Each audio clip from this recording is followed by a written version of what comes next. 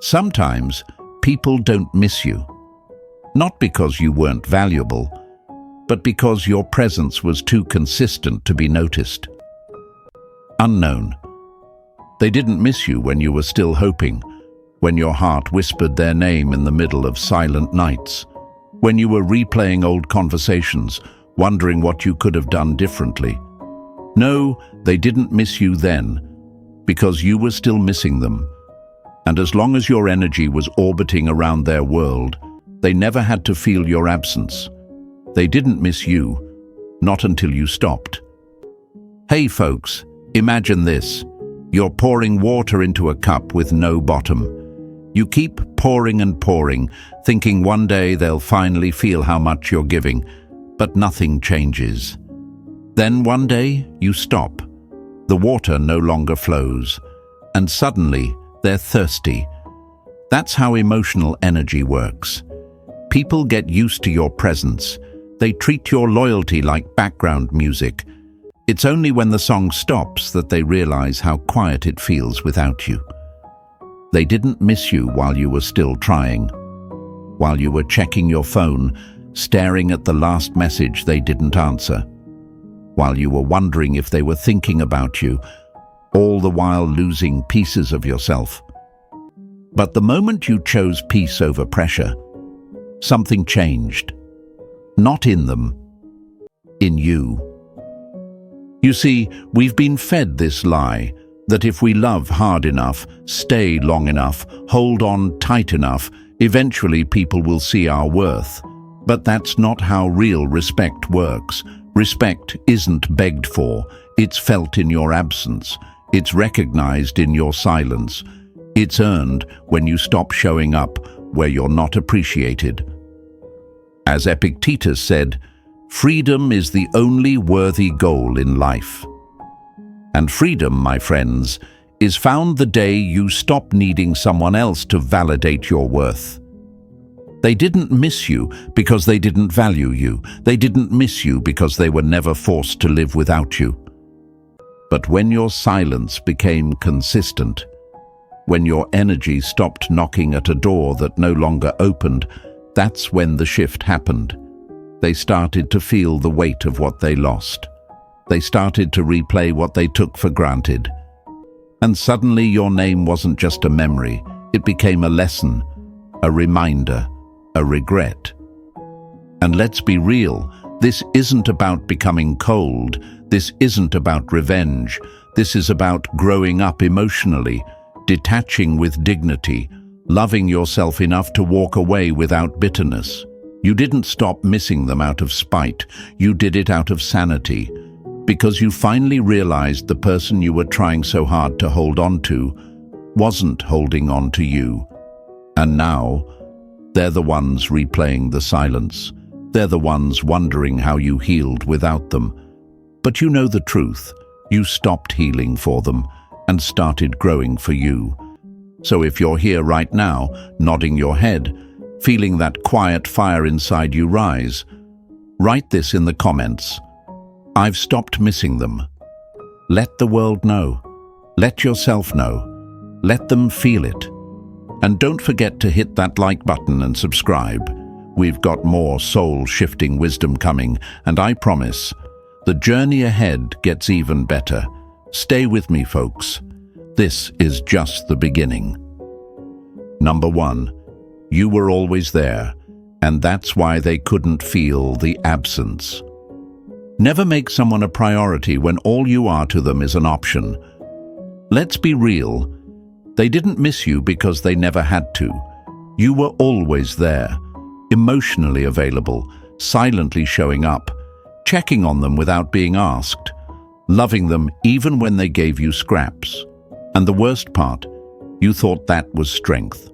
You thought being loyal through silence, through distance, through emotional neglect would eventually earn you their recognition. But here's the brutal truth, my friends. People don't miss what's always within reach. They don't value what they believe will never walk away. Imagine a light bulb in a room, always on, always glowing. Nobody thinks about it. It's just there. Until one day, it flickers off, Suddenly, everyone notices the darkness. Suddenly, everyone remembers how comforting that light used to be. That's you. You were the quiet light, the reliable warmth, the steady energy they leaned on without even realizing it. And when you finally stopped, when you finally dimmed that light to protect your peace, that's when they started stumbling through the dark, searching. Now some of you might ask, but why didn't they see it before? Because comfort is blinding. They got used to you carrying the emotional weight. You normalized the effort. You taught them that your love came without limits, without conditions, without pause. And what we normalize, we begin to ignore. That's not your failure, it's human nature. But it is your responsibility to stop being someone's emotional crutch just because they're too lazy to walk on their own. You may be thinking, but if I stop showing up, won't they think I've stopped caring? That's the fear, right? That your silence will be mistaken for apathy. But here's the truth that Stoicism teaches us. Stillness is not the absence of love, it is the presence of self-respect. Seneca said, "Sometimes even to live is an act of courage." And I'd argue that sometimes even to walk away is an act of self-love. You didn't disappear to hurt them, you stepped back to heal you. And if they confuse that for cruelty, it only proves how little they understood your heart when it was wide open. But don't blame yourself for how long you stayed. Don't shame yourself for being available. That was your honesty, your courage, your capacity to love. And now it's your time to evolve, because the longer you keep pouring into people who never even reach for the cup, the more you drain yourself. And for what? So they can feel secure while you feel small? Let's break the lie that being always available means you're kind. Number. It means you're afraid. Afraid that if you stop showing up, they'll forget you. But I promise you this, they don't remember presence, they remember absence. And now that's the weight they carry. That's the silence they didn't expect. And it's not loud or dramatic. It doesn't come with slamming doors or final texts. It comes with peace, with composure, with that calm, unshakable strength of a person who finally understands. I don't need to be missed to matter. And look, I know it's hard. It's hard to shift from chasing to choosing, from waiting to walking away, from hoping to healing. But hard doesn't mean wrong. Hard often means real. And when the pain passes, what remains is something far more powerful than being missed, being whole. So if you've been that steady light, that quiet support, that invisible backbone to someone who never truly looked back, this is your turning point. This is where your story bends toward power. Because now, they don't just notice your absence, they feel it. And you're finally free. Take a breath. Feel that. Now write this in the comments and let it echo into your future. I was always there. Now I'm here for me. Say it with your chest. Show them, show yourself, show the world around you. And stay with me, because in the next section, we're going deeper into the moment. They started wondering why the person who used to chase no longer even looks back. You don't want to miss this. Number 2, missing someone who still misses you. That's not love, that's emotional dependency. Attachment is the great fabricator of illusions. Reality can be attained only by someone who is detached. Let's talk about something that quietly traps so many of us, the idea that if someone also misses you, then what you're feeling must be love. But here's the truth, my friends. Just because two people are emotionally aching doesn't mean they belong together. Missing someone doesn't mean they're good for your growth. And clinging to that shared pain, that's not love.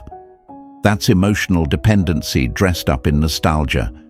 It's like two people stranded at sea. You're both holding on to the same broken piece of wood, thinking it's keeping you afloat. But it's not. It's just delaying the swim to shore. That piece of wood is your memories, the what-ifs, the almosts, the closeness that never matured into commitment, and instead of swimming to safety, you keep holding on because at least you're not alone, right? But what you don't realize is, it's sinking you both. Now here's the real kicker. Some of you are hoping they miss you just enough to come back, just enough to realize what they lost, just enough to text you, "I miss us."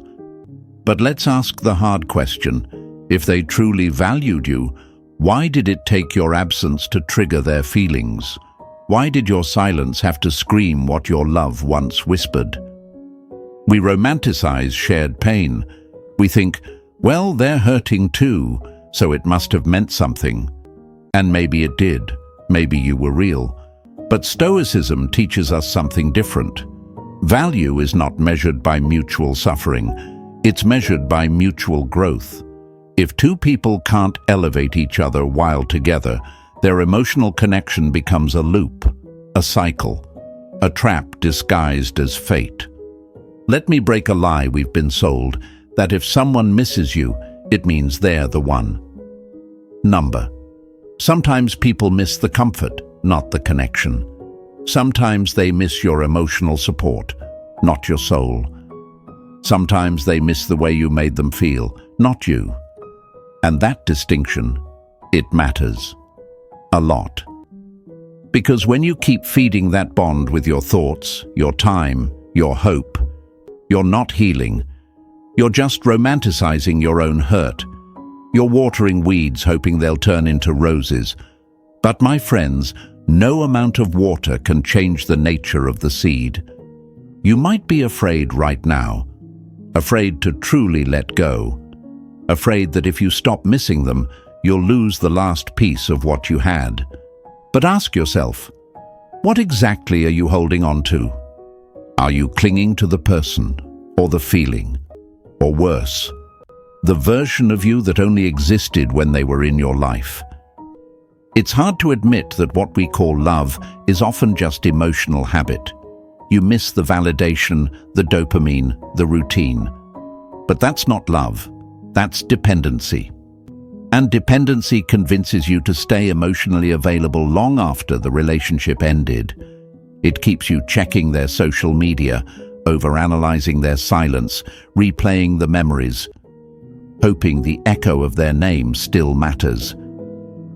But here's what I want you to hear in your soul. You don't heal by waiting to be missed. You heal by realizing you never needed their acknowledgement to grow. You don't need their confirmation. You don't need their regret. You don't even need their closure. What you need is clarity. And clarity begins the moment you stop needing your pain to be mutual. When you truly detach, it's not that you become cold, it's that you finally stop begging for warmth from someone who kept handing you ice. You stop sitting at a table where love was conditional. You stop proving your worth to someone who only recognized it when it was convenient. So if you've been stuck in the cycle of missing someone who might still miss you too, this is your call to step off that emotional carousel. Let go, not because they don't matter, but because you matter more. Write this in the comments if this message hit home. Missing me is not enough. Say it and mean it. Show the universe you're done settling for recycled pain dressed up as love. And don't go anywhere, because next, we're talking about the exact moment they started wondering where your energy went, when your absence became louder than your words ever were. Trust me, you'll want to hear this one. Stay with me. 3, the day you stopped hoping was the day they started wondering. You only lose what you cling to. There's always that one moment, quiet, subtle. It doesn't come with fireworks or a grand emotional breakdown. It's not loud, it's not messy, it's still. It's a whisper in your soul that says, enough. Enough waiting, enough hoping, enough trying to decode silence like it's some kind of hidden love letter. And my friends, that moment, that's when the real shift begins. That's the day they start to wonder. Not because you disappeared, but because you finally stopped hoping. You see, hoping for someone to come back is a lot like staring at a locked door, waiting for it to open itself. You jiggle the handle every now and then, peek under the frame, check if there's light coming through the crack. And the saddest part? You convince yourself the door is still yours, just because it was once open. But that door, if it wanted you on the other side, it wouldn't be shut in the first place. Let's be honest here, folks. For a long time, your hope wasn't just about love. It became a habit, a routine. Wake up, wonder what they're thinking. Go to sleep, wonder if they'll miss you tomorrow, and every little thing felt like a sign, a post, a story view, a song lyric. Your mind turned into a detective, building castles on maybes and what-ifs. But none of that was real. It was all you, giving meaning to breadcrumbs that should have never been enough to feed your heart in the first place. And here's where it gets interesting. They were never forced to think deeply about you. Why would they? You were still hoping, still energetically holding space, still emotionally lingering in their world, even if they left yours. Hope is a bridge, and you were the only one standing on it. But then, you stopped. You didn't announce it. You didn't post a quote about moving on. You just stopped searching for meaning where none existed. You stopped refreshing their page, stopped waiting on replies that weren't coming. And in doing that, you did something powerful.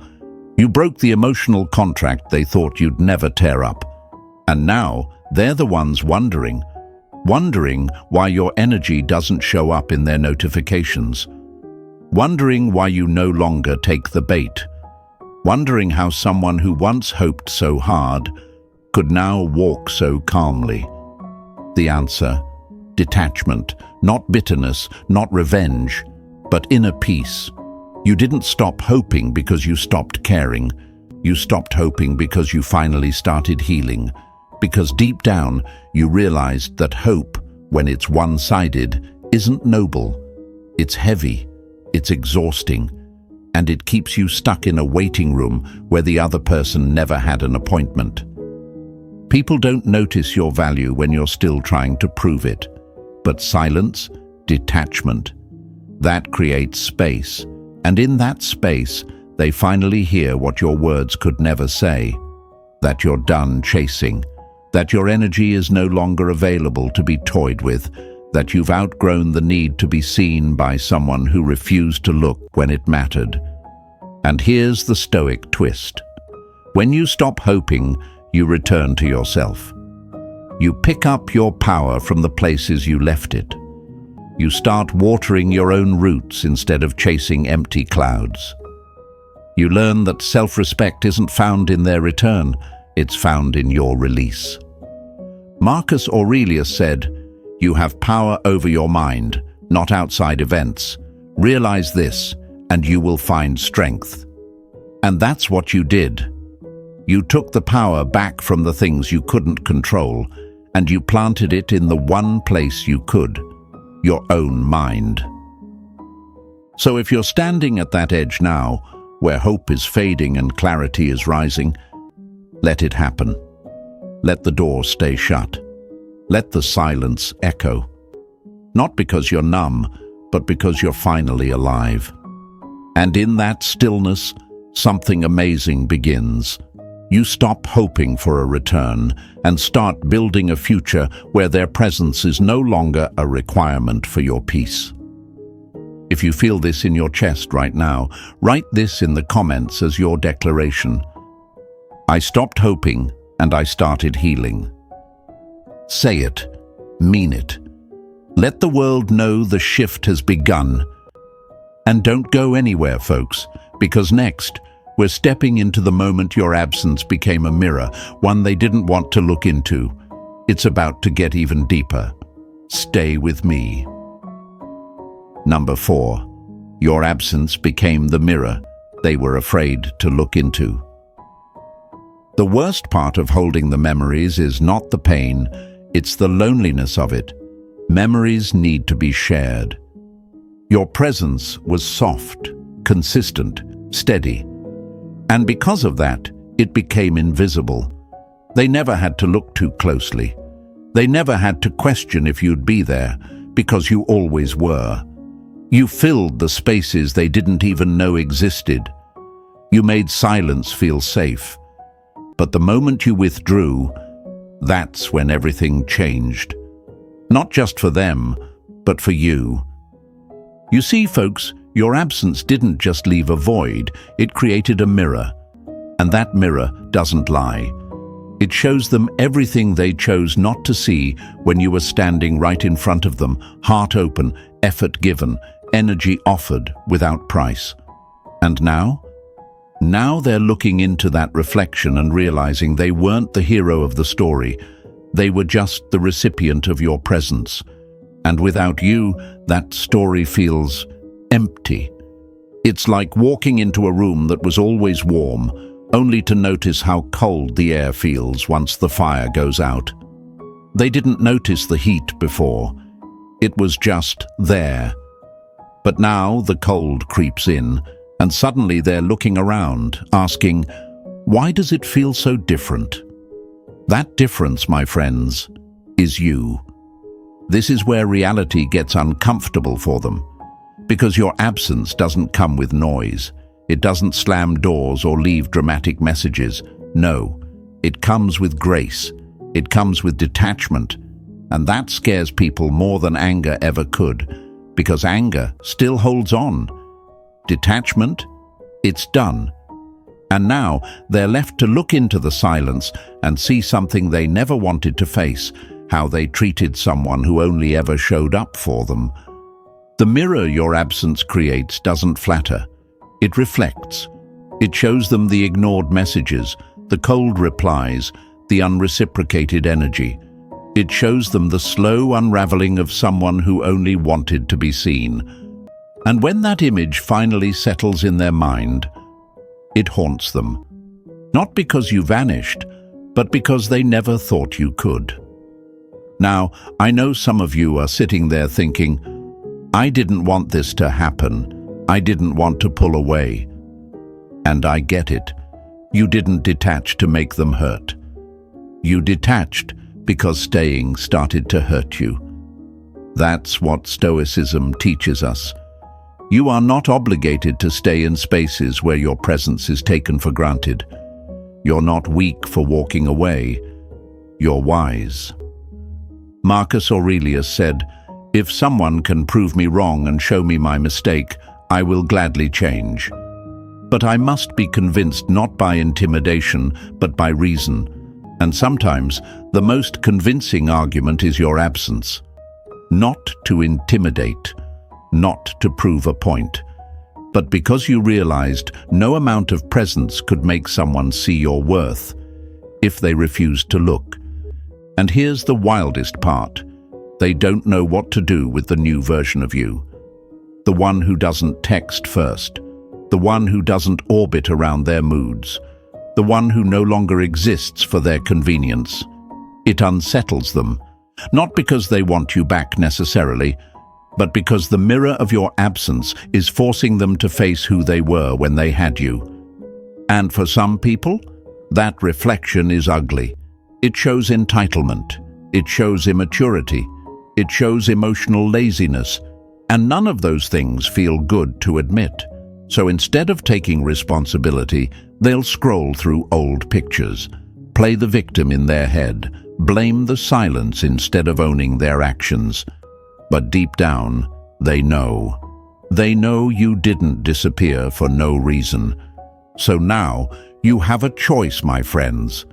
You can wait for them to fix their reflection, or you can keep walking and let them sit with it. And if you're on that path right now, choosing growth over guilt, take a second and write this in the comments. My absence became the truth. Let them feel it. Let the world know. Let you know. Because in the next section, we're diving even deeper into the part of the journey where you finally learn that emotional availability isn't weakness, but it becomes weakness when you keep giving it to people who never deserve the key. Stay close, folks. You're becoming stronger with every quiet step. Number 5. Emotional availability isn't weakness, but unreciprocated access is. Don't make yourself too available. It's not loyalty, it's emotional slavery. Let's make something very clear, my friends. Being emotionally available isn't a flaw. It's not a weakness. It's a strength, a rare kind. In a world where everyone is trying to act unbothered, unreadable, detached, being someone who feels deeply, who shows up, who loves openly, that takes courage. But here's the catch. Even strength, when given to the wrong hands, can be used against you. Because emotional availability isn't the problem. Unreciprocated access is. Giving someone a front row seat to your heart when they're not even willing to step into the room with respect. That's the real betrayal. Not what they did, but what you kept allowing. Not how they treated you, but how you kept hoping they'd change. Imagine this. You have a beautiful home, warm, safe, filled with comfort, and you keep the door open. Not because you're naive, but because you believe in connection, in goodness. You invite someone in. They come and go as they please. Sometimes they stay, sometimes they disappear. They never lock the door behind them. They never say thank you. They treat your home like a hotel, temporary, convenient, and disposable. And the saddest part? You keep fluffing the pillows, keep lighting the candles, keep preparing the space, just in case they decide to stay. That's what emotional unavailability feels like when it's one-sided. And it slowly starts to eat away at your self-respect. You begin to question if you're asking for too much. You wonder if you're being too sensitive. You tell yourself, well, at least they're still around, like their presence is a gift, not a choice. But folks, let's break this lie right now. Access to your heart should never be free to those who offer nothing in return. The Stoics weren't cold, they weren't heartless. They just mastered the art of placing boundaries where energy leaks. Seneca once wrote, "Associate with people who are likely to improve you. And what improves you isn't someone who triggers your anxiety. It's someone who meets your emotional depth with stability, with presence, with effort." When you're emotionally available to someone who is inconsistent, you become their mirror. They test their own reflection through you. They lean on you when it's convenient, vanish when it's not, and come back when they need a fix. And because you care, because your loyalty runs deep, you allow it. You hope this time will be different. You confuse emotional openness with emotional sacrifice, and that's where the pain starts to multiply. Now let's get uncomfortable. Why do we keep giving access to people who don't earn it? Because we're afraid of the silence that follows disconnection.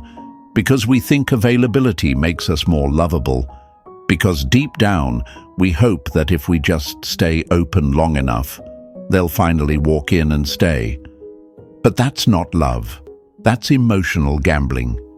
You keep pulling the slot machine handle hoping for a jackpot when all you're doing is losing time, peace, and self-worth. It's time to flip the narrative. Your emotional availability is a gift, not a weakness. But gifts should go to those who appreciate them, not those who treat them like background noise. You are not a backup plan. You are not emotional Wi-Fi to reconnect to when life gets lonely. You are a human being with depth, value, presence. And the day you realize that is the day the dynamic changes. When you stop being easily available, you start becoming deeply respected. When you start requiring emotional consistency, you stop attracting emotional chaos. When you start protecting your peace like it's sacred, the wrong people stop showing up, and the right ones learn they need to earn their way in. So if you've ever felt like your kindness was mistaken for weakness, like your openness was turned into a revolving door, this is your sign to shut it. Not in anger, in self-respect, in dignity, in growth. And if this section hit your heart, write this in the comments as a vow to yourself. My access is earned. Say it, own it. Show the world you've stepped into your worth. Because next, we're diving into what happens when you stop checking on them, when your absence starts turning into a question mark in their mind and the warmth you once gave. It starts to feel like winter without it. Stay locked in, folks. You're becoming a fortress, quiet, powerful, and untouchable. Number 6. When you stopped checking on them, their world felt colder. You don't have to cut them off. Just stop watering the connection and watch how fast it dies. You used to check on them, didn't you? Quietly, subtly, not always through words, but through energy, a glance at their story, a scroll through their page, a thought here and there wondering if they're doing okay, if they're still thinking about you, if the connection still meant something. You weren't trying to chase, you were trying to care. But care without reciprocity, that's emotional erosion. And one day, you stopped. It wasn't dramatic. You didn't slam your emotional door and shout, "I'm done." You just didn't check. You didn't ask. You didn't look. You didn't wonder. Because what was once love started to feel like leakage. Like your energy was seeping out through invisible cracks, going to someone who never truly caught it. And when you stopped checking on them, something shifted. Not just in your world, but in theirs. It got colder. You see, your energy was a blanket, a soft, steady warmth they didn't even know they were wrapped in. And just like people don't notice the heat until winter hits, they didn't feel your presence until it was gone. You used to soften their day without even trying. Your loyalty, your attention, your subtle emotional presence, it was always there. And they never questioned it. But now the silence hits different. Now they check their phone and see nothing. No familiar name lighting up the screen. No likes, no comments, no energy being silently passed through digital threads. It's empty. And that absence, that quiet withdrawal, it stings. Not because you punished them, but because you finally chose peace over performance. The reason this part hits so hard is because it's the moment they become the observer, the one sitting in silence, the one watching, the one wondering, and they don't know how to process it, because for so long they thought you'd always be there, orbiting their emotional gravity. But the moment you stopped spinning around them, they felt the drop in temperature. Now some of you might ask, was it wrong of me to care so much? No, my friends. It was beautiful, rare. It meant your heart still worked in a world that teaches numbness. But what wasn't right was caring alone. Carrying all the weight of the connection while they showed up half-hearted, half-present, half-invested. You were showing up like it mattered. They were showing up like it was optional. And that's why the silence hit so hard when you stopped. Because it wasn't silence. It was clarity. The kind that doesn't come from conversations, but from absence. From the moment you stopped checking, they were forced to sit with a truth they had avoided. You were always the one keeping this thing alive. And without your fire, it turns cold fast. The Stoics teach us that we must control where our energy flows. Marcus Aurelius said, "The tranquility that comes when you stop caring what they say, or think, or do, only what you do." And when you applied that, when you stopped doing for them and started choosing you, That's when they began to notice the loss. Because it wasn't just about your presence, it was the care behind it. And that care, that kind of warmth can't be faked. It can't be replaced. It's not something they can pick up from someone new. It's unique. It's yours. And let's be real. They might not say anything. Their ego might stay quiet. But the shift is there. You've created emotional winter, not by turning cold, but by stepping away. And now, the warmth they used to ignore, it's gone. And that is what they miss. So if you're in that space right now, where you're no longer checking, no longer reaching, no longer giving quiet love to someone who only noticed when it was convenient, this is your power. Don't doubt it. Don't second-guess it. You didn't lose them. You just stopped holding the space they were never ready to fill. Write this in the comments if this part hit home. I stopped checking. I found peace. Say it out loud. Claim it. Let it echo. And stay with me, because next we're going even deeper into what happens when detachment isn't about indifference, but about emotional maturity. You've been evolving, and it's time the world sees what that really means. Keep walking, folks. You're becoming something rare. Number 7, detachment is not coldness, it's emotional maturity. Letting go doesn't mean you stop caring. It means you stop trying to force someone to. Let's clear this up once and for all. Detachment is not coldness. It's not cruelty. It's not bitterness in disguise. Detachment is what happens when you've finally outgrown the need to prove your worth to people who never took the time to understand it in the first place. It's what emotional maturity looks like when you've tried everything, cared deeply, gave consistently, and realized none of that could make someone stay who didn't want to. You see, my friends, for the longest time, you were all in. You were emotionally present, fully available. You showed up. You listened. You hoped. And because of that, you believed that somehow your effort would tip the scale, that one day they'd wake up and get it, that your love would reach them. But what no one tells you is that emotional maturity isn't about holding on tighter. It's about knowing when to let go with grace. Imagine holding sand in your hand. If you squeeze too hard, it slips through your fingers. If you hold too loosely, the wind takes it away. But when you're emotionally mature, you understand this. You can hold space for someone without gripping onto them. You can care without controlling. You can walk away while still wishing them well. That's what detachment is. It's strength, not spite. But society has conditioned us to believe that detachment means you don't feel anything, that if you stop reaching out, you've become cold, that if you no longer react, you're heartless. That's the lie we need to destroy today. Because here's the truth.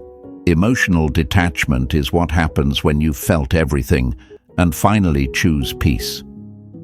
It's not that you don't care anymore, it's that you no longer allow your caring to be a leash around your neck. You've learned to separate your peace from their presence. You've learned that your worth doesn't depend on being missed, chased, or even understood. Some people think silence means you're over it. Others think it means you're angry. But silence, when it comes from someone who once poured their soul into the connection, means one thing. It means they've grown. It means they've stepped into emotional clarity. It means they've realized that their love is not supposed to be a performance. It's a gift. And when that gift goes unappreciated, it's not withdrawn in rage. It's simply no longer available. You want to know when they start noticing your value. Not when you're crying, not when you're pleading, not when you're over-explaining your heart. It's when you've gone quiet, not to punish, but because your soul finally decided to rest. When your energy no longer dances to the rhythm of their confusion. That's when detachment becomes loud, louder than any goodbye you could have spoken. Detachment is also the ultimate power shift, because the moment you stop needing them to respond, to apologize, to validate your feelings, that's when you become untouchable. Not because you don't feel, but because you feel responsibly. You've learned to protect your peace like sacred ground. And trust me, they feel that shift. They may not admit it. Their ego might hold them back. But the absence of your emotional chaos, the lack of your reaction, that silence, it haunts. You were once the open book. Now you're a closed chapter. And not because of malice, but because the story was never read with the care it deserved. Epictetus said, "Freedom is the only worthy goal in life. It is won by disregarding things that lie beyond our control. That includes people, their moods, their choices, their silence. Emotional maturity is understanding that your peace is not up for negotiation." So if you're walking in this season right now, where you've stopped explaining, stopped reacting, stopped handing out free access to your emotional core, don't let anyone guilt you into thinking you're cold. You're not cold. You're clear. And clarity feels like silence to people who once fed off your overexertion. Write this in the comments if you feel this deep in your soul. I'm not cold. I'm clear. Let them hear it. Let you feel it. Because this version of you, the one grounded in wisdom, not wounded in reaction, that's someone they'll never forget. Stay with me, my friends. Next up, we're stepping into what happens when your evolution becomes louder than any argument. When your growth becomes the echo they can't escape. It's about to get real. Let's keep going. Number 8. You didn't stop loving, you just started loving yourself more. You can't pour from an empty cup. Take care of yourself first. Unknown. Let's set the record straight, my friends. You didn't stop loving them. You didn't wake up one day and flip a switch. Your heart didn't suddenly go numb. What really happened is this. You stopped abandoning yourself just to prove your love for someone else. You didn't stop loving them. You just started loving you more. And that, right there, is the beginning of everything they never saw coming. Because for the longest time, you made them your home. You gave them the keys to places in your soul even you hadn't fully explored. You let them in. You showed up when you weren't okay. You held space for them when they didn't even ask. You made sacrifices, excuses, adjustments, and they got used to it. They thought your love came with no expiration, no boundary, no standard. But here's the truth. Even the strongest love will walk away when it starts costing peace. You didn't stop loving. You just stopped leaking. You stopped draining your energy into a black hole of almosts and maybes. You stopped playing the emotional ATM, spending all your patience, your presence, your affection, without ever getting deposits in return. And that shift? It didn't come from anger. It came from awakening. One day you looked in the mirror and saw someone tired, someone overextended, someone who had given so much to keep someone else emotionally comfortable, that they forgot what comfort even looked like for themselves. That's when everything changed. It's like watering a plant in someone else's garden while yours withers behind you. You thought if their flowers bloomed, maybe they'd turn around and help you grow, but they never did. And so you picked up the watering can and you turned it back toward your own roots. That wasn't selfish, that was sacred. But let's be honest, at first it felt wrong, didn't it? Setting boundaries when you used to be wide open, saying no when your default was yes, choosing solitude over someone who couldn't choose you back. It felt like betrayal, like you were giving up. But with time, you started to see it differently. It wasn't giving up, it was growing up. Because love, real love, doesn't mean losing yourself in someone else's emotional indecision. It doesn't mean shrinking to be more digestible. It doesn't mean making your self-worth dependent on their moods, their texts, their validation. That's not love. That's emotional imprisonment. And when you realize that, you didn't stop loving, you just started loving smarter. Now here's the part they never expected. You didn't leave angry, you left aware. And when someone walks away without bitterness, without begging, without trying to be noticed, that silence hits different. It doesn't echo revenge. It echoes respect. Not just for them, but for yourself. That's what makes it so loud.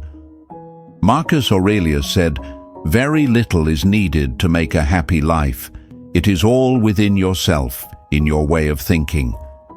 And that's where you found your power, in your own way of thinking, in realizing that the love you gave them wasn't wasted, but it's now being returned to the one who needed it most. You. And here's the truth. You can still love someone and walk away. You can still care and keep your distance. You can still remember the good times and not want them back. That's what real maturity is. It's when you stop needing to rewrite the story and you start writing your next chapter without their name in the title.